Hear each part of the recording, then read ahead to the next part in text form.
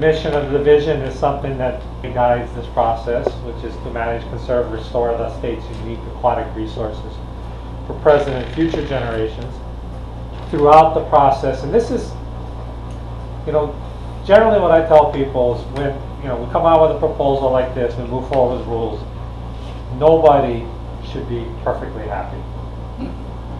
If you consider all of the different resources and how people use them for different reasons in different ways, and then generally what people, they tend to focus in on what they do and not view the broader picture too. So everybody feels what they do is the best conservation-minded way of doing it, and it's the other people who are the problem. And so when you start to kind of go through and, okay, some guys are doing it purely for fun. Some are doing it for subsistence, to put food on the table.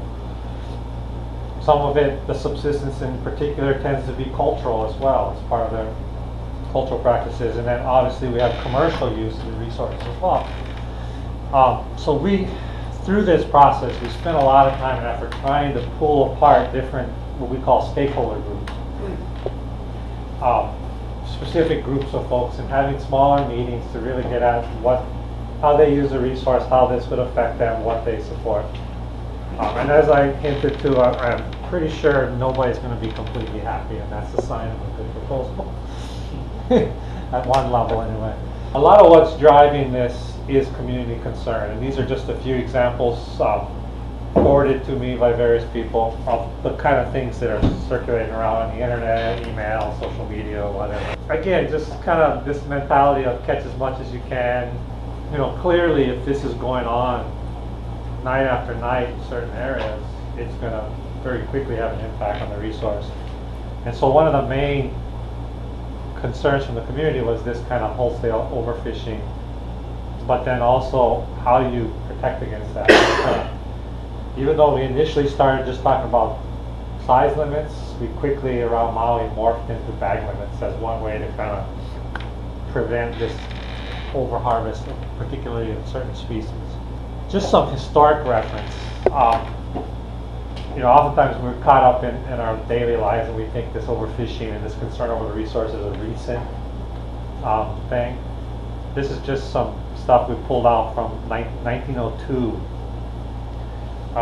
There's a citation, fisheries in Honolulu were falling rapidly due to localized overfishing. 1923, in a Hawaiian newspaper, some food saying, why are there so much fish in the days of our ancestors and so little in our time? So already in the early 90s, people were concerned. 1925,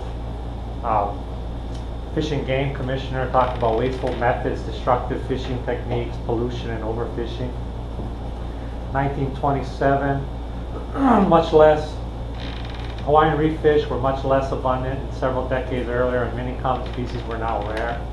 This was in a citation, a book. And 1955 is one that I've shown before, but in one of our Fish and Game reports, they basically say examination of commercial fish catch reports have disclosed that the most desirable game and food fishes in shallow inshore areas are on a declining trend and have deteriorated to such an extent that the need for sound conservation measures is urgent. Okay. Really, if you look at our regulations, we came up with some minimum size regulations and things throughout the 50s through the 70s and so forth, and then there wasn't much done for a long time. In 2000, I think it was in 2002, we revised a lot of those minimum sizes, but we only dealt with fish that were already regulated. And so after that, 2002, we haven't done any meaningful fishing regulations. There's been a few marine managed areas and things of that sort, but just haven't really done any meaningful fisheries regulation changes. 1998, I just wanted to put in one survey. This is one of the more recent, older surveys we had. There was a bunch of surveys done in the 80s as well that had similar impact. The key is that the majority, and this is targeting fishers, most of them were on Oahu, 87%. The rest were on Maui and Hawaii. But, 73% wanted to see more enforcement at that time. It was in the late 90s. 67% wanted more FMAs. fisheries management areas, so not a no-take area, but an area that's a little more strictly regulated for some reason. MLCDs are not always no-take, but are oftentimes viewed as a no-take type of reserve. So 44% wanted that, but only 43% were against it. So it was split, kind of like how it is today. You know, that's a topic that tends to be fairly split. Marine recreational fishing licenses, 50% wanted that at the time. Gill nets restricted or banned, 80%. Obviously, this is before we had the gill net rules. One of the keys, though, to this survey was that 20% felt the fishery was in terrible shape, 37% felt it was in poor shape. So over 50% in the late 90s felt fishery was in really poor or terrible shape, and something that obviously needed to be done. You know, we can look at different types of data. We have some, what I would term fisheries dependent data sets, which come from catches, fishing catch. And then we also, I'll talk about more, is our fisheries independent assessments, where we go out and actually do visual census. The real point of this graph is, you know, we've got commercial catch data from the late 40s on. Prior to that, though, we had this big period of time with no data. But there was some work done in the 1900s that was pretty extensive to assess the commercial coastal species landings. And, you know, a lot could be wrong with that data. I know certainly our commercial catch data is not validated. It's completed by the fishermen. They're required to do it, but it's not usually validated to make sure it's accurate. So there could be some worms in this, but it gives us a sense of the fact that the fishery probably declined quite substantially in that early 1900 time frame when some of those quotes were coming out as well. So people were seeing a decline at that time. And bear in mind that in more recent years we got technology that helps as well, GPSs, depth sounders, and so forth. This is from our commercial catch data, and it's corrected for effort in the source of per fisher. And it's just kind of a really gross way of correcting for the amount of effort, but generally you can see that there's been that quick decline in the late 40s through the 70s, and then things have kind of more or less stayed the same, but at a much lower level than they once were. The importance of kind of looking at the commercial fishing industry is that whenever we do regulations, we have to come up with an assessment of how it's going to affect business. There's a small business review board we're going to have to go in front of. And so we kind of want to know what is the impact. If we do some kind of regulation that's going to adversely affect commercial fishing, what is the economic impact of that going to be? How many people are going to, you know, substantially feel it in their livelihood? So what we did is we pulled commercial catch data, as well as the sales from dealers and so forth, and combined them, and we came up with a number of fishermen in terms of how much reef fish we're selling. This is, for reef fish, we're not including a puli, okalu, or any of those kind of coastal pelagics. We're just including things like goatfish and parrotfish and things that actually reside on the reefs or around the reefs. So the lion's share of commercial fishermen don't sell any reef fish, and this makes sense. They're out, most fishermen are out on boats, deep sea bottom fishing or pelagic fishing. Of those, 412 might catch reef fish once in a while, but their sales are less than $1,000 per year. This is statewide. The key is all the way down at the bottom, there are 13 fishermen statewide who report sales in excess of $20,000. And just so it's helpful for you to know how this kind of works, I cannot release any information to the public from our commercial data that shows or is composed of less than 3 fishermen. I can report stuff that has 3. So when you see a number like 13 fishermen in excess of 20,000, the reason we don't have like a 30,000 or a 40,000 or a 50,000 figure is because there's too few fishermen for me to report at that level. So 13, you can guess that the lion's share of those are selling less than 30,000, or we'd have another category. Breaking it down by island, same kind of parameters or concerns. So we just looked at sales in excess of $1,000. There's 9 fishermen for Maui, 0 on Lanai, reporting sales in excess of $1,000. And I could go a little further with Maui, down to 3 fishermen reporting sales in excess of 10,000. But I can't go any further with the data than that. I think we all know that the commercial fishing industry is a little bigger than that, obviously, just from what we see or hear. But that's what's being recorded on our report. So that's what we're using officially to represent what the impact to the commercial fishing industry would be. One thing that comes up a lot when we talk about any kind of regulations is what is the relative impact of commercial fishing in terms of take, pounds or numbers versus recreational or non-commercial, I should call it. I always am a little hesitant to even show these because the data is so questionable for all of it. The non-commercial comes from our Hawaii Marine Recreational Fishing Survey. Guys go out in the field, they interview fishermen, they determine their catch, and then they expand that data using an estimate of effort. So they don't know how many people are fishing, so they have a process where they use phone surveys, calling people and asking them how often they fish and whatnot to come up with a total amount of effort, and they expand it. The phone surveys are questionable. So I show it here because it's the best data we have, but I would imagine that, it's not that accurate. There's a big amount of variability there. The commercial data is what they're reporting to us. And again, from the previous graphs, there's some question about whether or not they're accurately reporting everything they're catching. But either way, with the 2 data sets, you're looking at somewhere about 3 to 4 times the catch from the non-commercial sector than from the commercial sector. And again, very small number of commercial fishermen. Okay, so because of some of the concerns about the fishery dependent data, we use it, we try to compare as much as possible. We do count a lot on our fisheries independent data, our visual census work. And of course there's some pluses and minuses to this as well. But you got to get in the water and count the fish. So they got to be the kind of fish that are in a place where you can count them. A lot of species of fish, mullet, things of that sort tend to be in these dirty estuaries and in sandy areas where you just can't really see them very often. The large uluas around Maui anyway don't tend to be in the shallow reef areas during the day when we're out there. So they're probably not census too well. So you just got to kind of take those things into consideration.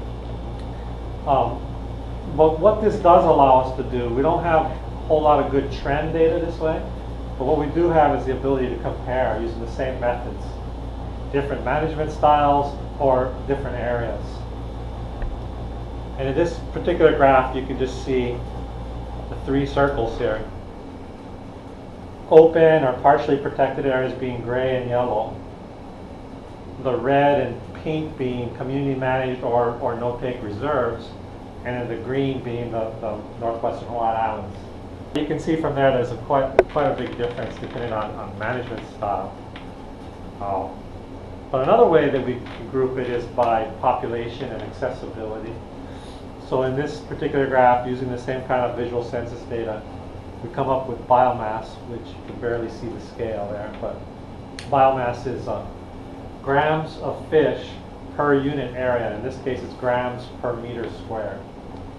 So when we do our fish surveys, we constrain ourselves to a width of reef on a set path. We measure the distance we cover, and then we can figure out how much, and we estimate the size of the fish. So then you can kind of come up with a weight of fish per unit area and then compare it. So Oahu, it's got the lowest, it's down around 20 or so grams per meter square. Other heavily populated areas might be like Kihei, Lahaina, Kahului maybe. It's around 25 or 30. Moderately populated areas, Haiku, Paia, areas of that extent, closer to 50, 45 or so. And then our remote, our inaccessible areas are kind of like North Shore, Northeast, all the way to Hana, the kind of cliffy, hard to get to areas.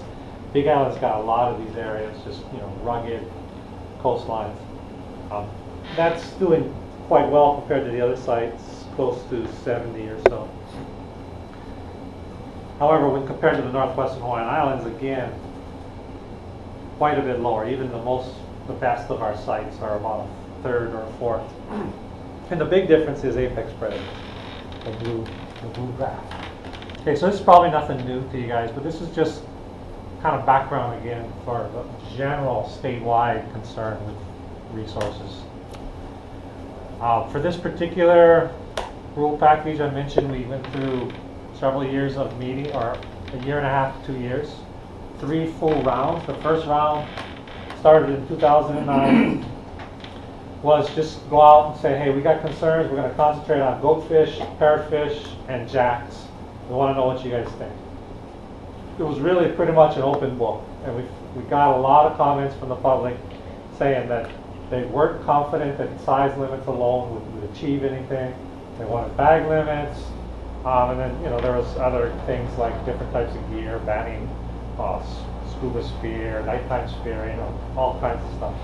But for this effort, we decided to focus on regulated species. Minimum size, bag limits, things of that sort. We had large meetings, and Emily helped facilitate at least one of those meetings too. But we were required to kind of announce and hold a big meeting. Could be anywhere from 30 people to 200 or so. And so to make it the most productive kind of scoping, information gathering meeting we could, we broke the groups up into smaller groups and kind of facilitated a sit around, talk story, kind of like small groups like this kind of format.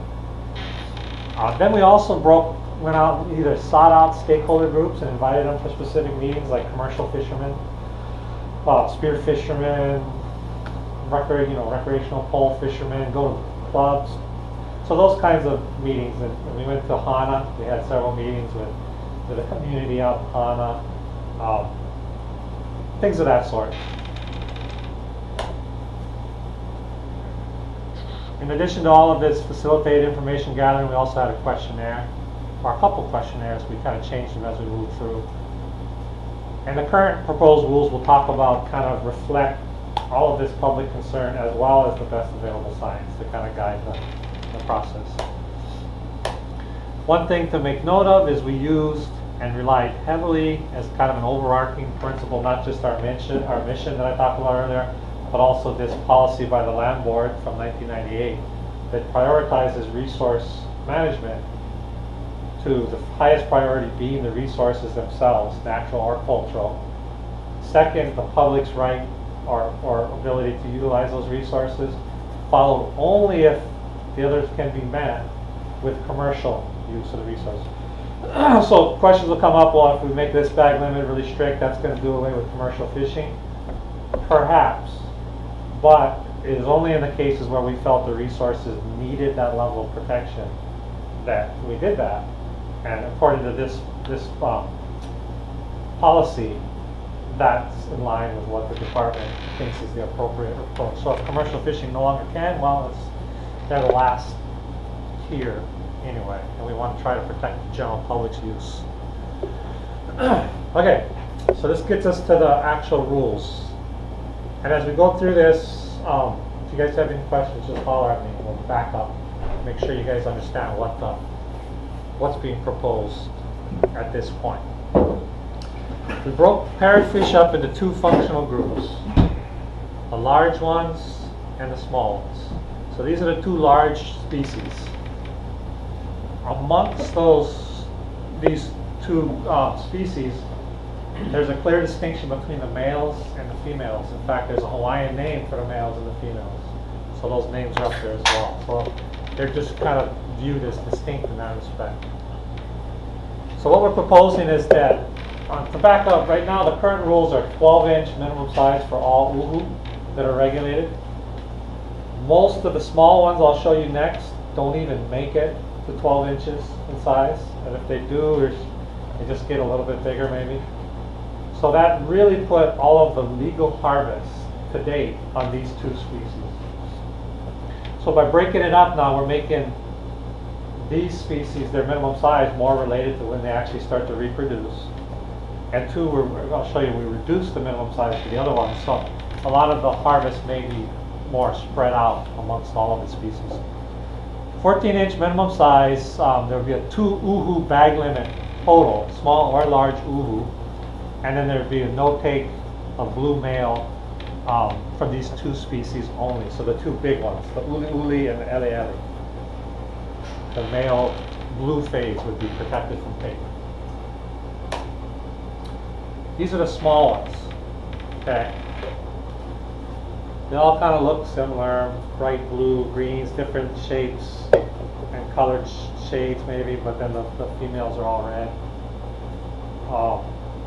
Here we dropped the minimum size to 10 inches, which is more in line with what size they reproduce. And still would be included in the 2 uhu bag limit. There would be no take of male provision for these smaller ones. And there may be some concern that there'd be confusion. We feel that if people don't know the species, they'll just they need to leave the males alone altogether. And the opposite of that is these are all fairly small. Whereas the blue males for the other two species tend to be, you know, 1.5 foot or bigger, quite distinct from these ones.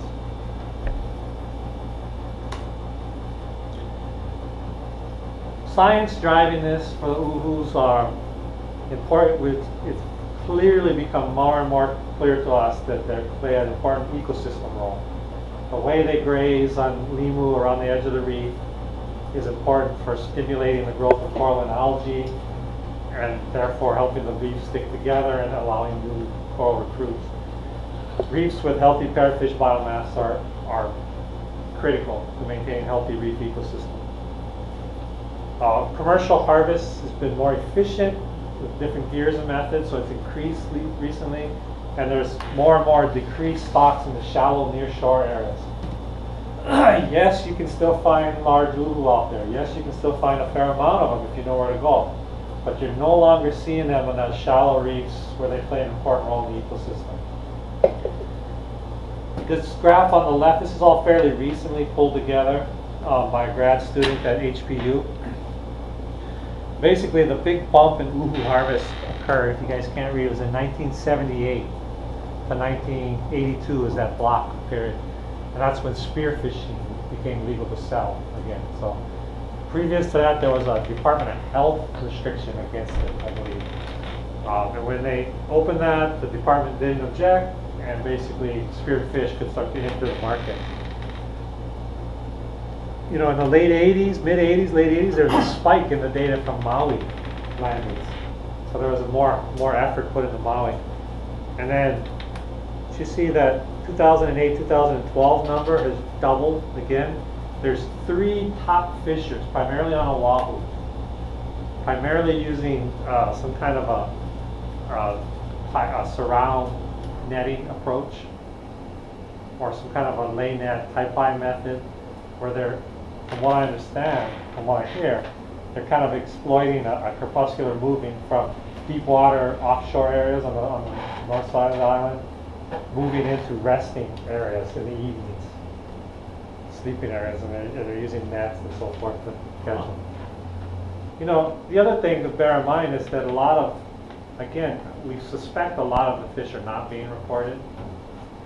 And the neighbor islands, and even on Oahu, I guess there's a lot of kind of underground markets where they can sell cash quickly, and if they're not selling it to a dealer, they're not likely to report it. Maybe not because it's concerned that we see the numbers, but maybe taxes or other things.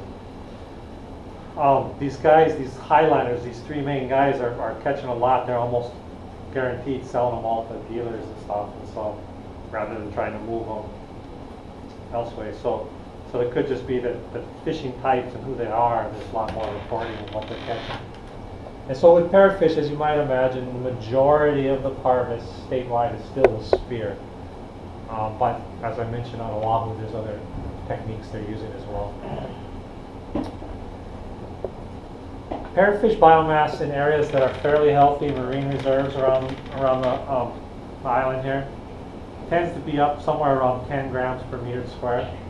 It depends on the habitat and so forth, but generally in fairly good marine reserve areas where fishing is not allowed, we see somewhere between 10 and 12. Big Island has 12 or 14 grams per meter squared.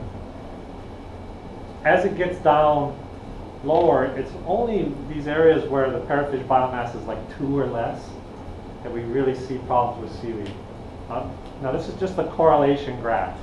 It's not like it's because the parrotfish numbers are low that the seaweed's a problem. But from the research that's done on the ecosystem and the role they play, parrotfish are believed to be one of the key players. Granted, some of these areas, you know, Kaitili, where we have the rule management in effect now,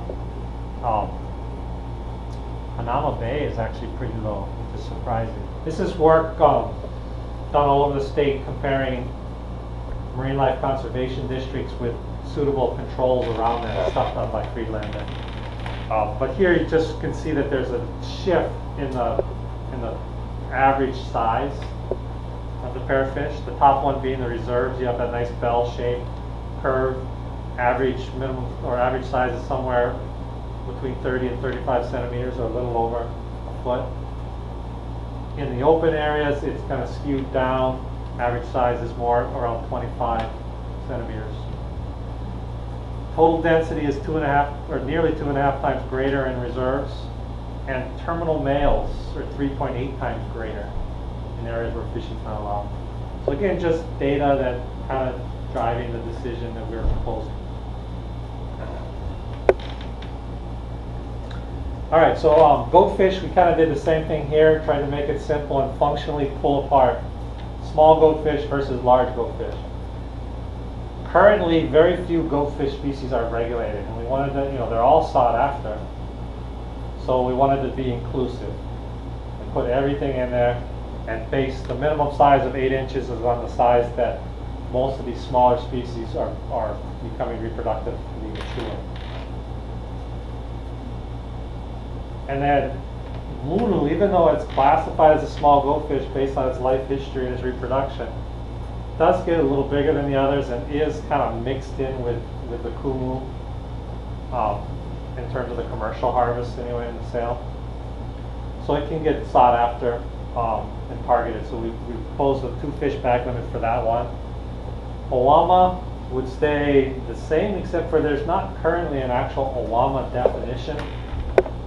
You know, currently the rules just say 7-inch no sale, 7 inch or under 7 inches. Now, because we have a minimum size of 8 inches for the goatfish, we actually are creating the definition of Owama as being 5 inches or less, and then allowing 50 fish bag limit, which currently is the amount. But a lot of public pointed out that they didn't want people harvesting them any other way other than a pole in line. So there's some loopholes where people can go out with small mesh hand nets at night and scoop them up and stuff, and the public pretty adamantly was against that. So we made it pole in line only. The large goatfish, kumu, vekinono, and the moano kea. 12-inch minimum size is more in line with the size they first start to reproduce. And then the big concern was the kumu. We initially actually proposed a 5-year no-take moratorium. There was decent support for that.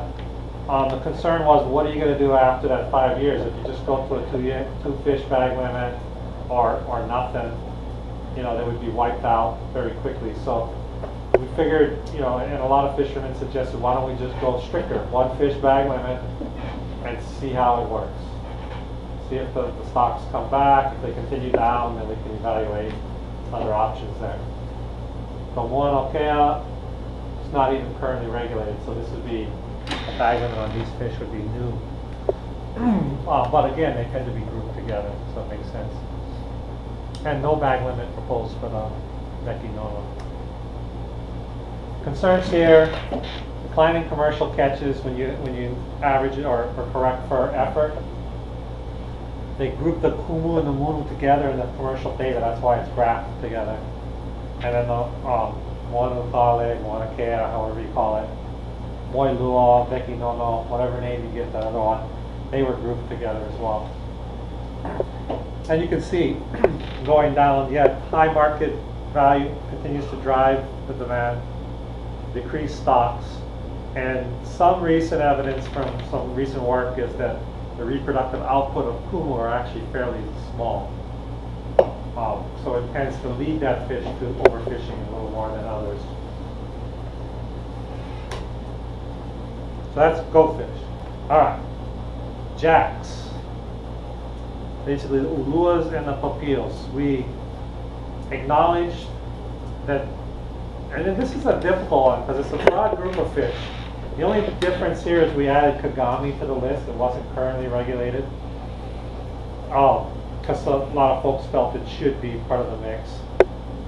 And we had to acknowledge that there's two very distinct fisheries. There's the papio fishery, which actually targets immature species. And then there's the ulua fishery, which tends to be more of a trophy, large fish driven fishery. And so you kind of had to take that all into consideration when you thought about how best to manage these. So the 10-inch minimum size will stick, as will the 16-inch minimum size for commercial. Those are the current minimum sizes. We're proposing a no-take of omilu larger than 24 inches. So basically we're proposing a slot limit for omilu. 10-inch minimum size, 24-inch maximum size. Everything smaller than that or everything bigger than that has to be returned unharmed. And I'll talk a little bit more about omilu and what our concerns are there, but the other thing for omilu was the second line is the sports fish designation, kind of acknowledging that this, especially around Maui, this is our papio. We don't have big estuaries like Pearl Harbor, Honolulu Harbor, etc., where you have a lot of small white uluas coming around. And so when you go papio fishing around our shoreline, it's omilu that you're generally catching. And it's a very important, recreation, culturally important fishery for people. So we wanted to protect it by making it sports fishing only, no commercial sale allowed. When commercial fishermen catch it, they'd have to release it unharmed. Other general provisions for all of these fish in the group would be a bag limit of 5 fish total, but only 2 of them bigger than 24 inches.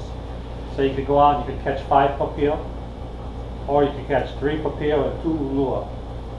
We used the 24-inch as the general ulua category because that's about the size that the white ulua starts to become reproductively mature.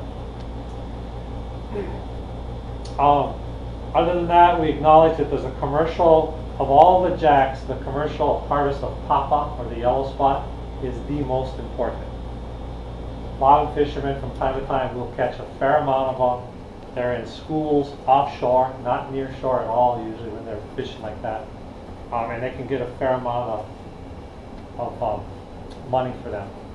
So we wanted to allow commercial harvest of papa to continue unlimited, given some protections, being a slot limit that we would impose on the papa for commercial things. So commercial fishermen for papa would have to fish within a 16 to 24-inch slot. Everything smaller or bigger would have to be released. And then commercial fish harvest of jacks would be allowed up to 5 fish within a 16 to 32-inch slot. So now remember, for everyone else, they can only have 2 uluas bigger than 24 inches. For the commercial fishermen, they could have up to 5 per person, but they would have to fall within that slot. Now, this came from direct discussions with commercial fishermen who tend to fish bottom fish or near shore bottom fish a lot. And they said they don't target jacks, uluas in particular, but they can sell them, and because they're fairly large, they can make a fair amount of money. So when they catch them, they like to be able to sell them. However, they cannot sell anything bigger than 30 pounds. So hence the 32-inch slot. They're try to prevent commercial fishermen from just whacking a whole bunch of big ones offshore. We kind of felt this is important because we do have concerns about ulua, but we felt, at least within the Maui Nui complex, a large proportion of the ulua stocks are offshore in the 300 to 400 foot depth. We don't know how many, but we have some anecdotal evidence from drop cameras, bot cameras, and submarine work that there's large schools of ulua in those deeper mid-depth waters. And so, yeah, you can catch these things from shore like Gary guys do, but only when they come in to feed. And if you're not out there on a boat, you're not going to be hammering them like you are some of the other species. So it's kind of why we thought, well, we could probably allow some continued harvest commercially. But the key here is, well, you know, some of the things I've written. Important nearshore recreational fish, recreational popiel fishery, as well as the fishery that targets the large reproductive uluas. And then the key here is the size, structure, skew. The northwestern Hawaiian Islands is our control. And it's important that we have, you know, a lot of times people say, oh, you can't compare stuff to the northwestern Hawaiian Islands. No fishing there, no matter what. But for some of this more detailed analysis on stocks, you need to have a good measure of what the fishing mortality is. So the only way you can do that is to compare it to a natural stock that's not fished. So you can see the size structure on the left of the northwestern Hawaiian Islands. It's a fairly bell-shaped curve. About 20% of the population is bigger than that 24-inch, 30-centimeter size group. In the main Hawaiian Islands, everything's skewed down. So the size structure is much smaller. There's a lot less. The old data set I had like 3.5% bigger than 20 centimeters. This newer data, which has, bear in mind, this main Hawaiian Island data is from a lot of remote, rugged areas. It's done from CRED. So a lot of the Omilu sightings are actually coming in from Nihoa, you know, Niihau, Nihoa, areas like that, which are considered part of the main Hawaiian Islands, I guess. So anyway, there is a move up in the larger numbers to about 8%, I think. Yeah, 8%, bigger than 24. But still, the Omilu in the northwestern Hawaiian Islands are 10 times more abundant overall. So to kind of compare the data we have from visual, this is from the Hawaii Marine Recreational Survey. So it's actual fisheries data. And again, you can see the skew is towards the smaller size classes. 3.5% are recorded greater than 22 inches, which was the size class they used in this data set. I just, for comparison's sake, put up the visual data because one way we can tell whether or not we're on the true pattern is comparing what people are catching in that data set versus what we're sensed to seeing when we're in the water. So that just makes it the data more likely truly representing the population because we're comparing fisheries dependent and fisheries independent sources. Okay, so this is the key that we're hinting at of why we need to do this. On the top is the main Hawaiian Islands, and we took the amount of eggs that a female produces, so divide the numbers by 2 because only half of them will be females, and then multiply the numbers in each size class by the amount of eggs they produce, and the top line is not even showing on the scale.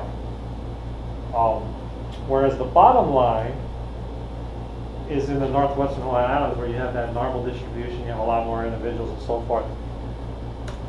And the key is, even in this non-fish population where you have all of these fish, so much more, the lion's share of your reproductive output comes from the fish 24 to 31 inches. Okay, and we don't even hardly have those here. So it's just a big sign of concern, especially if you're going to continue to allow popiel fishing for undersized. So you're targeting the small ones. You need to find some balance to help make sure you maintain the reproductive output.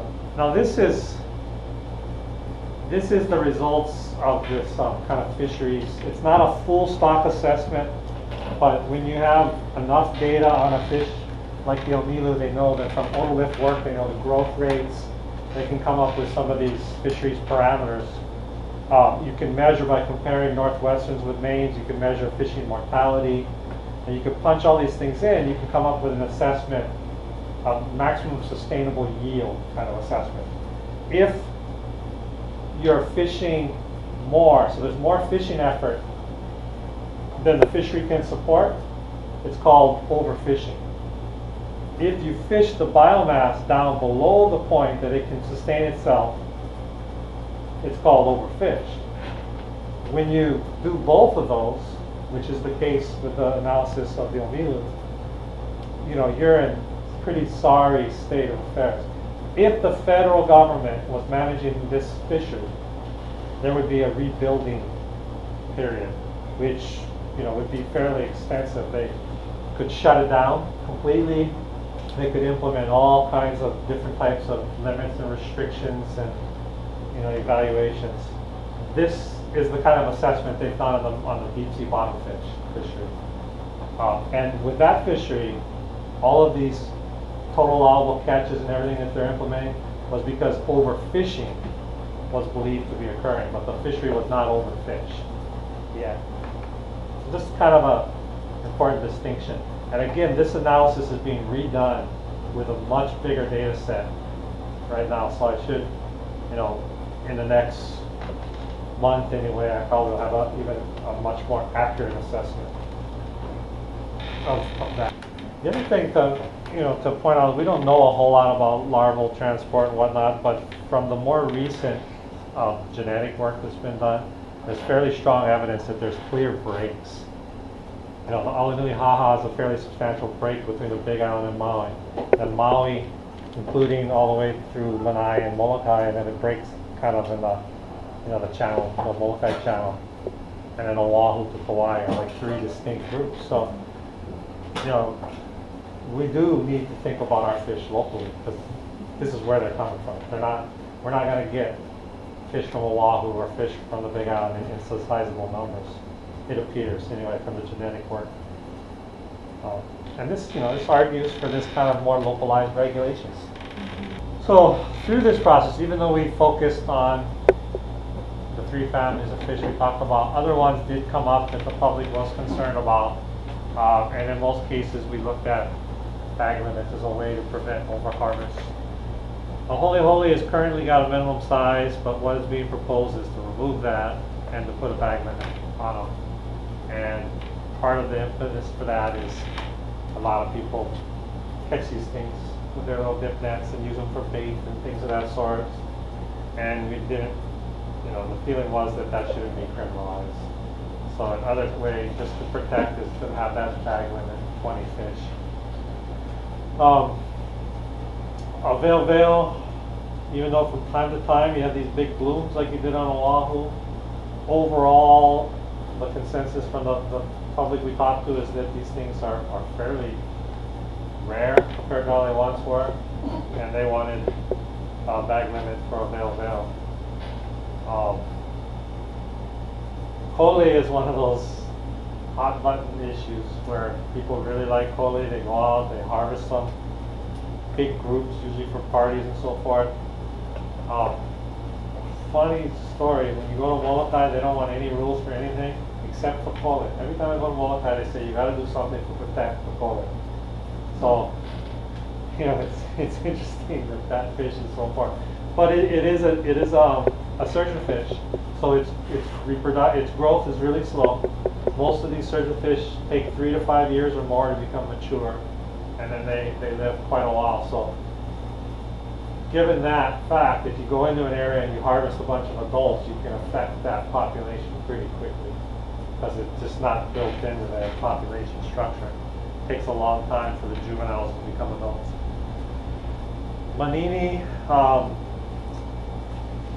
the size limit was proposed to go up to 6, be more in line with when they reproduce, but there was a lot of negative pushback, particularly from subsistence fishers who said that when they get too big, they're no good to eat. Yeah.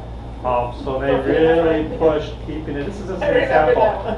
This is just an example of how we try to appease everybody, right? In most cases, minimum sizes when we set them are based on the size of fish we produce. But in this case, we kept it at 5 to keep that subsistence fishery happy. But are looking at a 20 fish bag limit. Mepachi, there's no functional way to put a minimum size because there's 2 or 3 different species that are common, and there's a big difference in their size of reproduction. So instead, we're looking at just a bag limit, 20 fish. And this is another one that potentially controversial. Although there was a lot of support for this and a lot of concern, we are not proposing any kind of a commercial exemption at this point. So that would kill a lot of the commercial harvest. And 2, it is a possession limit. So overnight fishing, like you mentioned, catching a lot of fish, you wouldn't be able to allow to possess more than 20 per person. We didn't go out and specifically recommend regulations to any of these different than before, but it came out of the public meeting. And the public talked a lot about the fact that veil is much rarer than it used to be, that they used to catch a lot more, they don't catch as much, they're concerned, and the Mepachi is much less than it used to be. So they're talking, this is a lot of that. I mean, you're not going to go to Kahului and talk to somebody and get that kind of information. A lot of this came from communities. Yeah. Moving on, the other ones, I mean, the minimum size for Maui would be more in line with what the L50 is, 12 inch. Moo, 14 inch. Bag limits, you know, some of these seem really reasonable and people support. Others, you know, depending on how you fish, they're not support. 5 fish, Maui. A lot of guys, yeah, okay, that makes sense, but the throw net guys freak out on this. So even the 20 fish holy throw net guys freak out on. So there's, you know, this is why I said right off the bat, nobody's going to be 100% happy. There's going to be things, depending on how you fish, that people are going to be upset about. You know, this is kind of, again, these numbers, they all came out of public discussion. So anyway, that is the proposals. Like I said, we did a lot of meetings. We actually had questionnaires where we specifically asked, and we targeted fishermen. I mean, there was non-fishermen who filled these out as well, but we passed them out of fishing tournaments, fishing stores, etc. We had 128 returned. And of that, for most of the proposals we just talked about, there was over 70% support, or around 70% or more. There was a few that weren't, like the 5-year moratorium for Kumu was 49% support. That was the only one less than 50%. But we changed that in our current proposal to a bag limit of 1 instead. You know, as I go through here, you know, there was 70% support for the no-take blue male uhus, the 2 large species. There's do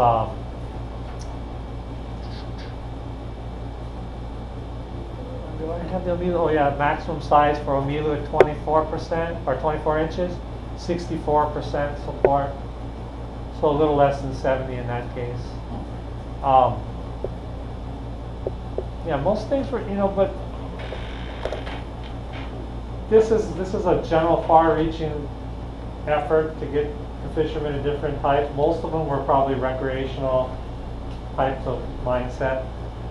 I know that's not necessarily going to be the makeup at public hearings, however, because the people who come to hearings are usually passionate enough and upset enough about certain components to come out. But this is really one of the more difficult things we have to do when we're trying to truly accurately describe the public's overall take on something.